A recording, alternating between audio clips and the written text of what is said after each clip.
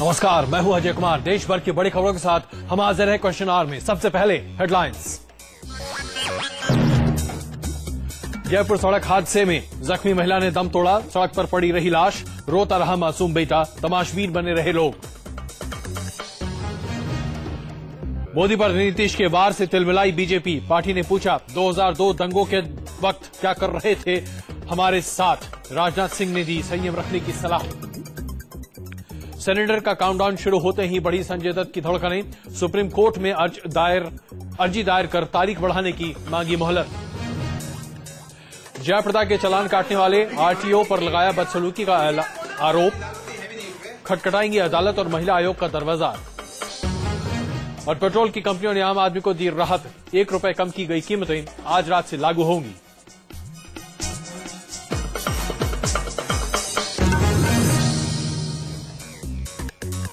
Question our में 3 बड़ी खबरों के साथ आज हम हाजिर हैं। सबसे पहले जो बड़ी खबर, आम आदमी को दी राहत, ₹1 कम की गई कीमतें आज रात से लागू होंगी।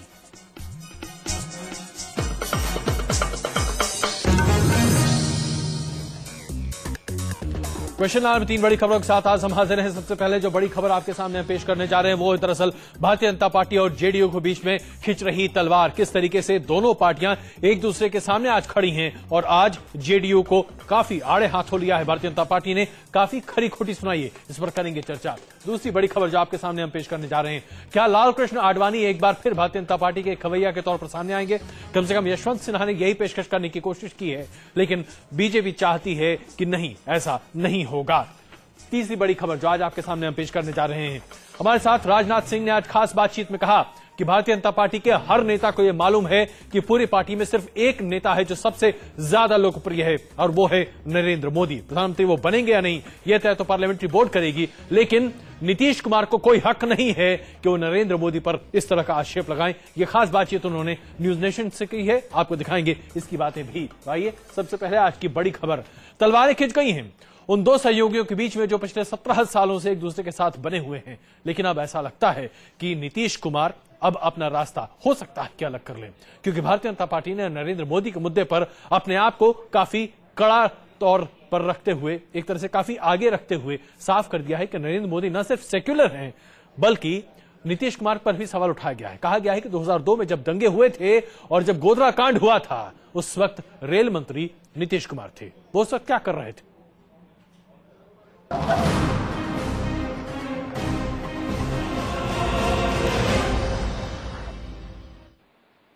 गिरिराज सिंह, सीपी ठाकुर और अश्विनी चौबे, ये नेता बिहार बीजेपी का चेहरा है। इन नेताओं ने बिहार में बीजेपी को अपने खून पसीने से खड़ा किया है, पर आज ये तीनों नेता गुस्से से आग बबूला हैं। अपनी पार्टी के सबसे लोकप्रिय नेता नरेंद्र मोदी पर नीतीश कुमार के व्यंग बाणों से आहत हैं। गिरिराज सिंह तो खुलकर कह रहे हैं कि अब लड़ाई आर या पार की होगी। निश्चित ये केंद्र को सोचना है, लेकिन मैं इसे आर पार ही मानता हूं और केंद्रीय नेतृत्व से आया हूं इसकी शिकायत लेकर। बिहार बीजेपी के पूर्व अध्यक्ष और वाजपेयी सरकार में स्वास्थ्य मंत्री रहे सीपी ठाकुर तो गिरिराज से भी एक कदम आगे बढ़ गए।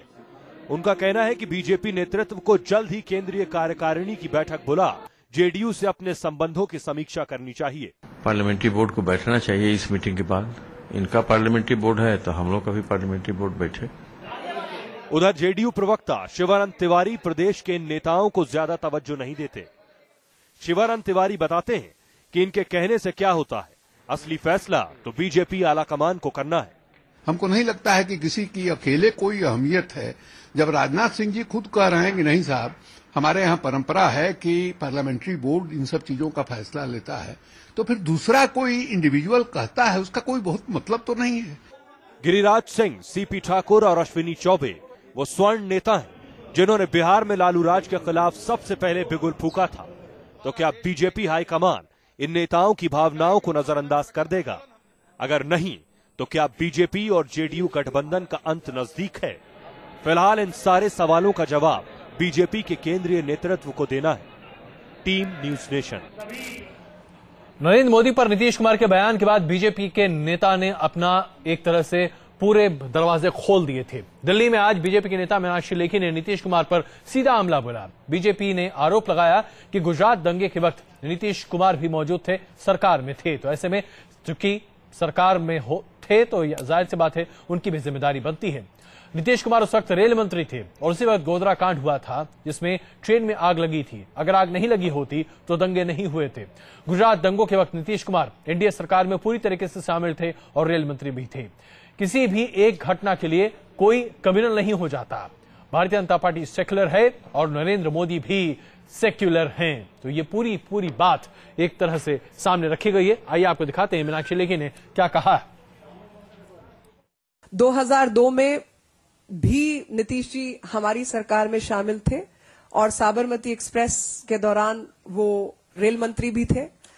और ऐसे में जो भी कोई विषय हमारे जो मुख्यमंत्री हैं उनके विषय में कहेंगे तो वो उस पर डिस्कार्ड करते हैं, मतलब खारिज करते हैं।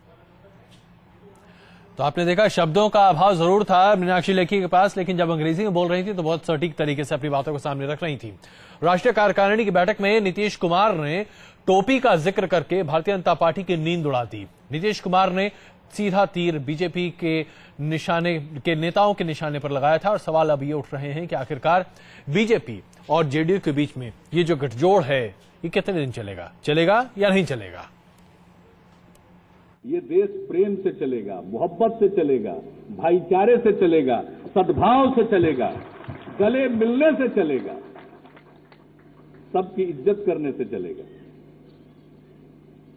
इसमें कभी टोपी भी पहननी पड़ेगी, कभी टीका भी लगाना पड़ेगा। विपक्षी दल और हमारे सहयोगी दलों का ध्यान इन विषयों से हटकर हमारे मुख्यमंत्रियों की कार्यशैली पर होगी या उन विषयों पर अपना ध्यान देंगे तो यह दुर्भाग्यपूर्ण होगा। ये जंग की शुरुआत नहीं है, बल्कि ये एनडीए की रणभूमि में बीजेपी और जेडीयू का खुल्लम खुल्ला वार है। नीतीश के तीर बीजेपी को ऐसे चुभे कि कमल का चेहरा मुरझाने के बजाय तमतमा गया। दिल्ली की कुर्सी के लिए नीतीश और मोदी में आर पार की जंग का रास्ता लगभग तय हो गया। नीतीश ने मोदी का नाम लिए बगैर उन्हें बयानों के ऐसे तीर छोड़े जो सीधे बीजेपी नेताओं के दिल में लगे। तब कल किसने देखा है? हम लोगों को उसके लिए रास्ता तय करना पड़ेगा, तय करेंगे, परिस्थिति के मुताबिक निर्णय लेंगे और आगे बढ़ेंगे। लेकिन हाँ, जरूर पूरे मुल्क का विकास होना चाहिए। समाज के सभी तबकों को मिलाकर देश को आगे बढ़ाने की रणनीति होनी चाहिए। उनकी तलाश थी। इतना ही नहीं, नीतीश ने तो ये भी साफ कर दिया था कि ना वो किसी के दबाव में काम करते हैं और ना कोई उनके लिए मजबूरी है। जरूरत पड़ी तो कड़ा फैसला भी ले सकते हैं। बस उनका यही बयान सियासी गलियारों में नए समीकरण को जन्म दे गया। सहयोगी दल मिलते चले गए, कारवां बढ़ता गया और एक अच्छी सरकार चली। अब रास्ता बदलने की कोशिश होगी तो कठिनाइयां उत्पन्न होगी। नीतीश के बयान के बाद बीजेपी ने आनन फानन में उनके बयान पर विरोध तो जता दिया, लेकिन नीतीश ने टोपी पहनाने की जो कोशिश की उसने बीजेपी नेताओं को एहसास करा दिया कि अब यह रिश्ता ज्यादा दिन चलने वाला नहीं है। Team news nation. अब देखा जाए तो ये नूरा कुश्ती जेडीयू और बीजेपी के बीच में पिछले 6 महीने से लगातार चल रही है। तो आइए इस पर चर्चा करते हैं। इस वक्त हमारे साथ नीरज कुमार जी मौजूद हैं, जेडीयू के वरिष्ठ नेता हमारे साथ हैं। कुछ ही देर में जगदम्बिका पाल, कांग्रेस के वरिष्ठ नेता हमारे साथ जुड़ने वाले हैं। किरीट भाई सोलंकी बीजेपी से सांसद हमारे साथ मौजूद हैं और एनके सिंह वरिष्ठ पत्रकार भी इस वक्त हमारे साथ मौजूद हैं। शुरुआत करते हैं नीरज जी आपसे। जरा ये बताइए कि नीतीश कुमार बातें गोल गोल घुमा घुमा कर करते हैं, इशारा देते चले जाते हैं, जो करना है सीधे क्यों नहीं करते?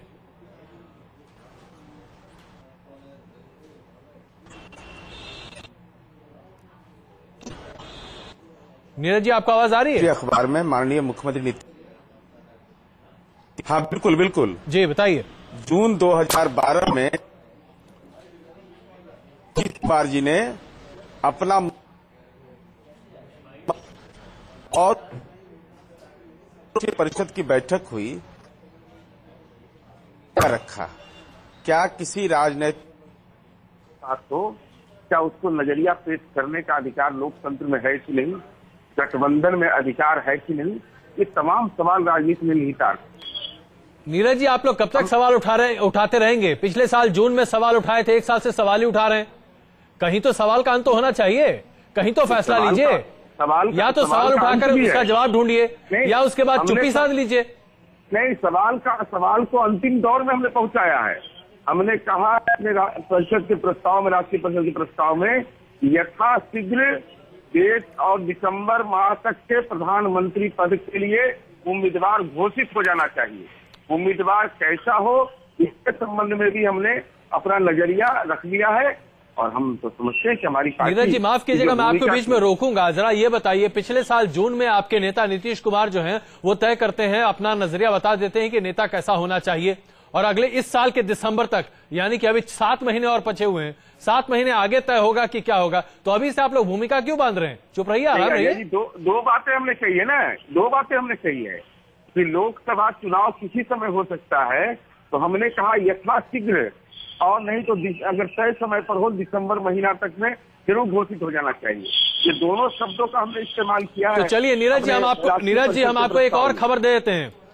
न्यूज नेशन से बातचीत में आज बीजेपी के अध्यक्ष राजनाथ सिंह ने साफ तौर पर कहा कि पूरे भारतीय जनता पार्टी में हर नेता ये मानता है कि एक ही सबसे ज्यादा, ये शब्द खुद राजनाथ जी के हैं जो उन्होंने मुझसे बातचीत के दौरान कहा है, आज सबसे ज्यादा लोकप्रिय नेता अगर भारतीय जनता पार्टी में आज कोई है तो वो है नरेंद्र मोदी। और ये हर कोई मानता है, चाहे वो लालकृष्ण आडवाणी हो, सुषमा स्वराज हो, अरुण जेटली हो, या खुद बीजेपी के अध्यक्ष राजनाथ सिंह हो। तो ये बात तो उन्होंने कह दी है। उसके बाद बीजेपी ये भी कहती है कि वो सेक्युलर भी हैं, ये भी कहती है कि नीतीश कुमार 2002 में सरकार में शामिल थे जब गुजरात के दंगे हुए थे। अब और क्या चाहिए आप लोग को? 2 बातें, उनके पार्टी में कौन लोकप्रिय है, कौन लोकप्रिय नहीं है, ये उनका अधिकार है। हमारी पसंद क्या होगी, ये हमने देश की जनता के सामने बता दिया। और जिस बात की आप चर्चा कर रहे हैं, जिस घटना की चर्चा कर रहे हैं, जो आज सुबह में कई मीडिया में चल रहा है जी, तो ये पोस्ट गोधरा की घटना थी, और राज्य सरकार की जिम्मेवारी होती है रेल की सुरक्षा। हमने यही सवाल यह निशाना, और हमारी पार्टी के तत्कालीन राष्ट्रीय अध्यक्ष अभी हमारे साथ एनके सिंह जी भी हैं और जगदम्बिका पाल भी जुड़ने वाले, किरीट जी भी हैं। लेकिन नीरज जी, हम आपसे सिर्फ एक ही सवाल पूछेंगे, 2002 में अगर नीतीश कुमार को इतना ही दुख था तो उन्होंने इस्तीफा क्यों नहीं दे दिया था एनडीए सरकार से? मुझे अपनी बात कहने दीजिए, मैं इसीलिए इसकी चर्चा किया जी। आज मैंने देखा है कि हेडलाइंस में न्यूज में चल रहा था जी, वो पोस्ट गोधरा की घटना थी। एक राज्य सरकार के अधिकार क्षेत्र में वो उनसे काम किया जाना था, ट्रेन की सुरक्षा का काम उनका जिम्मा था रेलवे स्टेशन पर, ये केंद्र सरकार की जिम्मेवारी नहीं थी। और दूसरी बात, हमने अपनी भावना से उस समय हमारी पार्टी के राष्ट्रीय अध्यक्ष, एनडीए के कन्वीनर थे आदरणीय जॉर्ज फर्नांडिस साहब, उन्होंने अपना मंतव्य देश के आदरणीय प्रधानमंत्री जी को दिया था, और आदरणीय प्रधानमंत्री जी के मंतव्य पर भी बात बताना चाहिए लोगों को, हमारे सहयोगी दल को, उन्होंने किस संदर्भ में मंतव्य दिया था। आप देखिए, आप अटल बिहारी वाजपेयी, माफ कीजिएगा नीरज जी, आप अटल बिहारी वाजपेयी के बयान को आप ढाल की तरह इस्तेमाल नहीं कर सकते। अगर नीतीश कुमार आज सेक्युलर बनने की कोशिश कर रहे हैं तो उन्हें उस दिन भी सेक्युलर होना चाहिए था, इस्तीफा देना चाहिए था। क्या अटल जी के व्यक्तित्व पर यह सवाल या निशान खड़ा किया सकता है? उन्होंने कभी ऐसा नहीं कहा कि माफ कीजिएगा, उन्होंने ये नहीं कहा कि नरेंद्र मोदी उनके पार्टी के कार्यकर्ता नहीं है, इससे डिनाई नहीं किया था उन्होंने। लेकिन उन्होंने जिस गवर्नेंस की चर्चा हो रही है, जिसको मॉडल बनाया जाने की बात की जा रही है, उसी के गवर्नेंस पर सवालिया निशान चलिए एनके सिंह साहब, सम्मानित नेता ने खड़ा किया। एनके सिंह साहब, हम आपसे जानना चाहेंगे, बिहार को बहुत करीब से आपने भी देखा है, नीतीश कुमार जी अब अचानक बहुत सेक्युलर बनने की कोशिश कर रहे हैं। 2002 में वो भी सरकार में शामिल थे।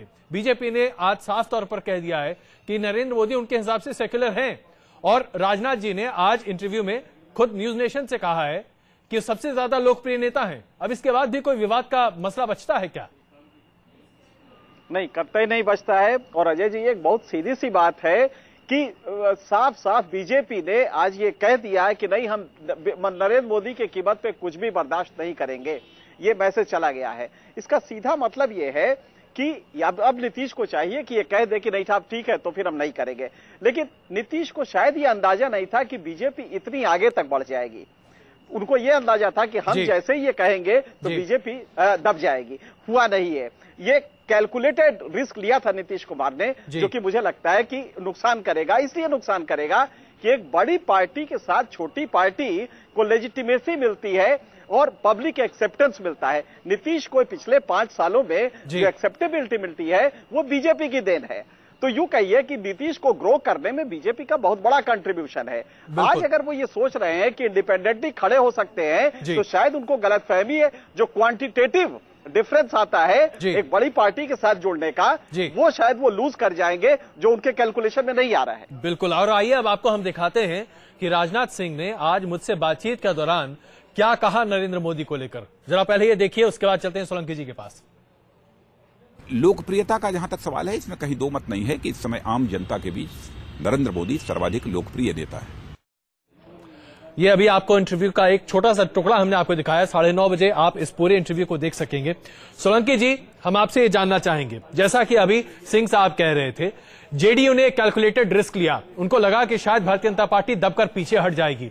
आपको लगता है कि अब नरेंद्र मोदी के साथ भारतीय जनता पार्टी पूरे तौर पर खड़ी है और अब कम से कम गुजरात के तमाम नेता आगे बढ़कर कह सकते हैं कि मोदी जी को तो अब बिहार में जाकर भी कैंपेन करना चाहिए?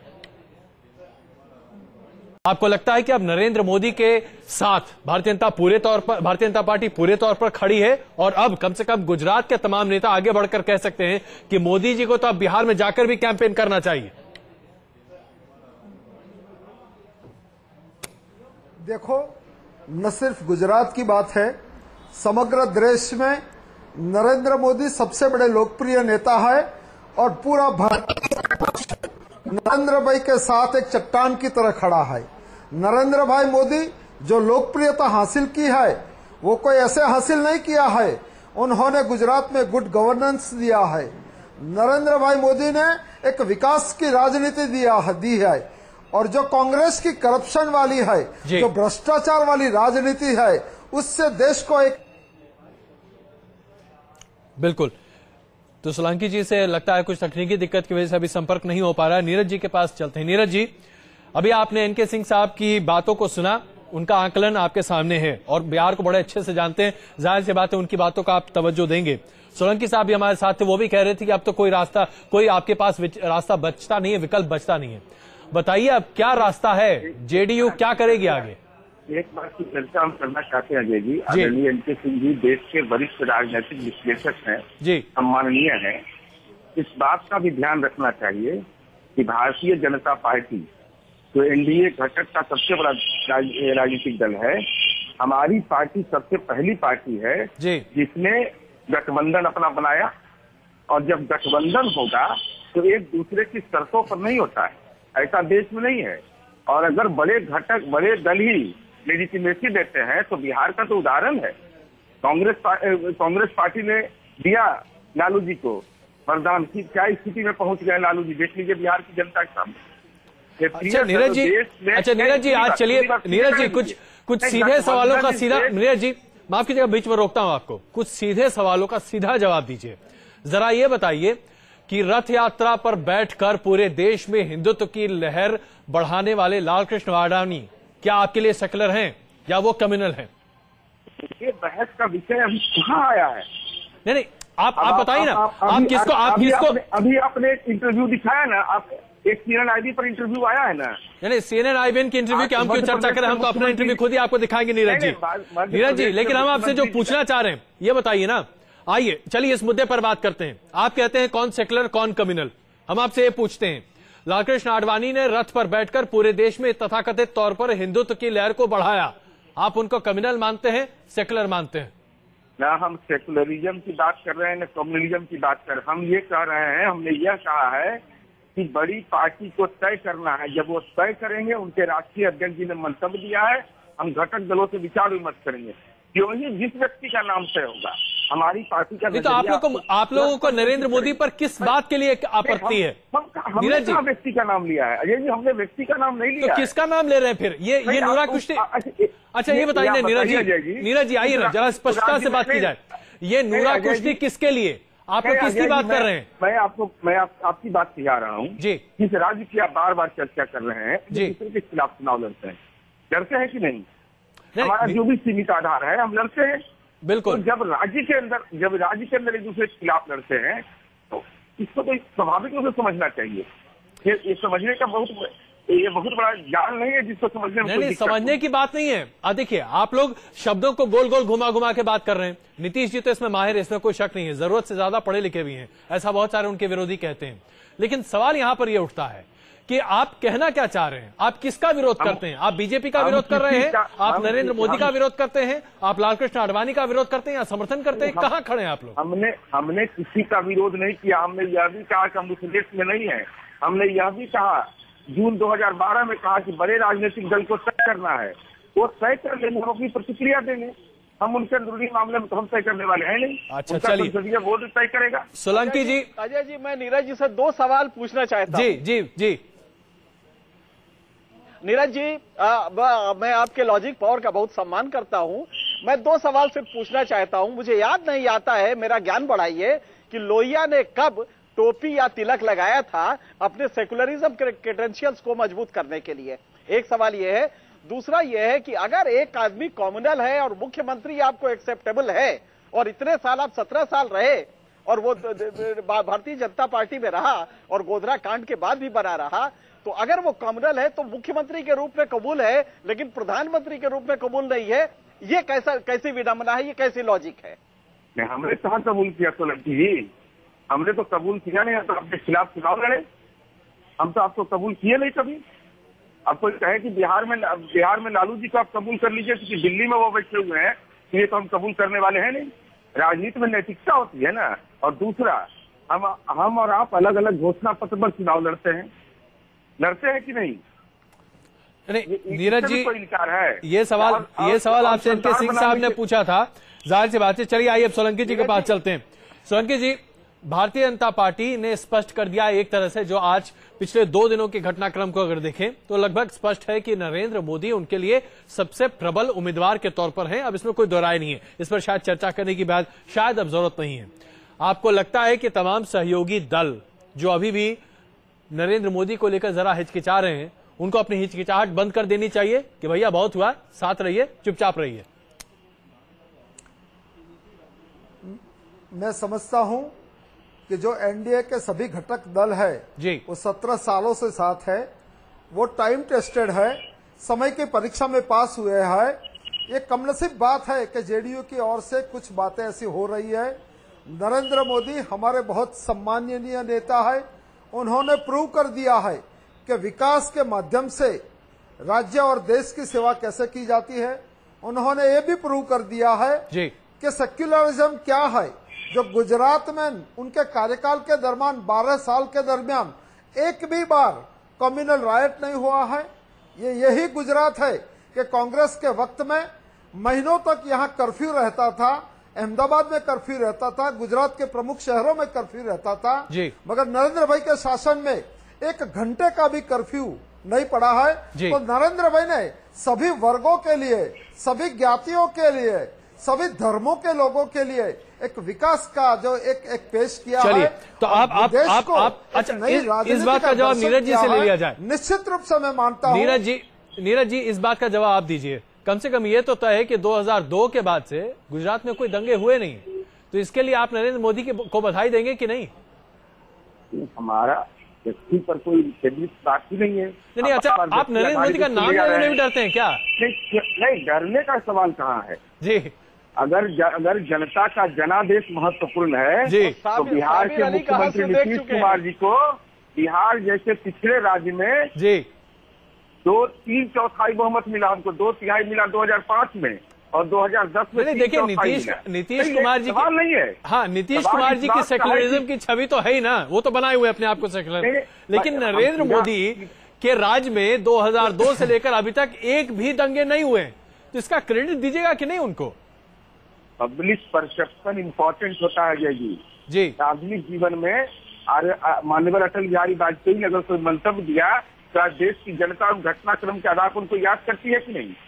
महत्वपूर्ण होता है पब्लिक परसेप्शन हमारा क्या है, लोकमत हमारे बारे में क्या है हमारा। अच्छा, तो अब ये बात आपने बहुत बड़ी कही है नीरज जी। अब इसका जवाब मैं जरा अजय जी से भी लूंगा और सोलंकी जी से भी लूंगा। अजय जी आपके पास आऊं उससे पहले, एनके सिंह जी माफ कीजिएगा, एनके सिंह जी आपके पास आऊं उससे पहले जरा सोलंकी जी के पास चलते हैं। सोलंकी जी, पब्लिक परसेप्शन, नीतीश कुमार जी का ऐसा कहना, उनकी पार्टी का ऐसा कहना है कि नरेंद्र मोदी का शायद ठीक नहीं है, ठीक करने की जरूरत है।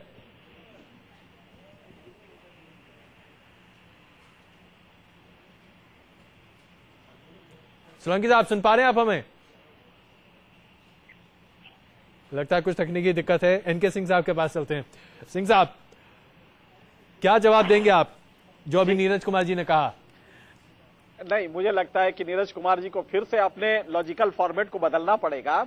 नरेंद्र मोदी का पब्लिक परसेप्शन ही बहुत ज्यादा है, रियल में कुछ हो चाहे ना हो। ये बात बिल्कुल सही है कि रियल में सोशल सेक्टर में वहां स्टेट जीडीपी का बहुत कम, नेशनल एवरेज से कम इस्तेमाल हो रहा है, आईएमआर खराब है, कुपोषण की दिक्कत है, रिच पुअर डिवाइड बढ़ा है, कई दिक्कतें हैं। लेकिन पब्लिक परसेप्शन में नरेंद्र मोदी बहुत आगे है। नरेंद्र मोदी का पब्लिक परसेप्शन आज आप याद रखिए कि 10.5 करोड़ युवा जुड़ने जा रहा है और उन युवाओं में नरेंद्र मोदी हीरो हैं। तो इसलिए पब्लिक परसेप्शन की वजह से आज नीतीश कुमार को यह दिक्कत हो रही है। और दूसरा यह है कि नीतीश कुमार शायद ये नहीं समझ रहे हैं कि जेडीयू अगर विकास को हमला कर रहे हैं मोदी पे, तो बिहार में भी उसी तरह विकास के कई गड्ढे हैं। विकास का गड्ढा सबसे बड़ा है कि 94% आदमी केरोसिन के तेल पे आज वहां पे है रोशनी के लिए। वहां पे 45% अनाज नहीं उठाए, सिर्फ 45% उठाया गया है। बिल्कुल। तो विकास का नरेंद्र मोदी, नीतीश कुमार के अभी उतने ही गड्ढे हैं जितने नरेंद्र मोदी के हैं। चलिए नीरज जी, बस 30 सेकंड बताइए। हमारे मुख्यमंत्री नीतीश कुमार जी ने कभी दावा नहीं किया कि बिहार का विकास हो गया और इसको देश का मॉडल बना दो। जी, हमने इसीलिए राष्ट्रीय परिषद की बैठक में भी कहा कि विकास नहीं, समावेशी विकास, इंक्लूसिव ग्रोथ, जो मानव विकास सूचकांक आधारित हो, यह राजनीति का मॉडल हो। ये तो हमने बहस का एजेंडा बनाया। तो आपने बहस का, एनके सिंह जी को धन्यवाद देते हैं इस सवाल पर। चलिए, उन्होंने विकास के सच को कम से कम बताया देश की। चलिए माफ कीजिएगा, समय बहुत कम है इसलिए मुझे इस चर्चा को यहीं पे खत्म करना पड़ रहा है। लेकिन हाँ नीरज जी, इतना तो तय है कि जेडीयू को अब ये कह पाना जरा मुश्किल होगा कि आखिरकार, और ये सही ठहराना भी जरा मुश्किल होगा कि आखिरकार नीतीश कुमार 2002 में चुप क्यों रहे और आज ये सेकुलर और कम्युनल का डिबेट लेकर क्यों खड़े हैं। क्या इसमें सिर्फ उनका अपना खुद का निहित स्वार्थ है? इसका जवाब सिर्फ नीतीश कुमार दे सकते हैं, क्योंकि जाहिर सी बात है उनकी पार्टी का कोई भी व्यक्ति नरेंद्र मोदी का नाम लेने में भी शायद परहेज ही कर रहा है। आप सबों का बहुत बहुत धन्यवाद इस चर्चा में शामिल होने के लिए। बस कुछ देर के लिए रुकते हैं और उसके बाद आपके सामने राजनाथ सिंह बताएंगे कि भारतीय जनता पार्टी दरअसल कैसे नरेंद्र मोदी को लेकर न सिर्फ खुश है बल्कि मानती है वो भारतीय जनता पार्टी के लिए सबसे महत्वपूर्ण नेता है।